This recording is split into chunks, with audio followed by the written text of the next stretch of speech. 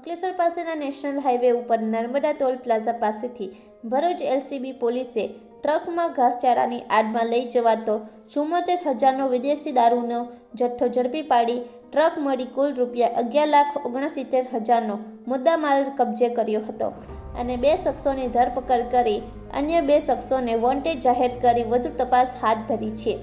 Police સૂત્રીય માહિતી મુજબ Bharuch LCB પોલીસનો સ્ટાફ અંકલેશ્વર વિસ્તારમાં પેટ્રોલિંગમાં હતા તે દરમિયાન એક ટ્રકમાં પશુઓના સૂકા ઘાસચારાની આડમાં સંતાડી વિદેશી દારૂનો જથ્થો ભરી નેશનલ હાઈવે ઉપરથી સુરતથી ભરૂચ તરફ જનાર હોવાની માહિતી મળી હતી। જે માહિતીના આધારે એલસીબી પોલીસે અંકલેશ્વર નેશનલ હાઈવે ઉપર આવેલ માંડવા ટોલ પ્લાઝા પાસે વોચ ગોઠવી હતી।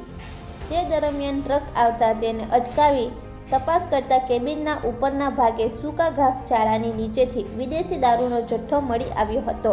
પોલીસે બનાસકાંઠાના તેનીવાડાની મોમીનનગરમાં રહેતા ઇશ્તિયાક હનીફ નેદરિયા તેમજ પાટણના સિદ્ધપુરના મોહમ્મદ અકબર સિપાહીની ધરપકડ કરી હતી।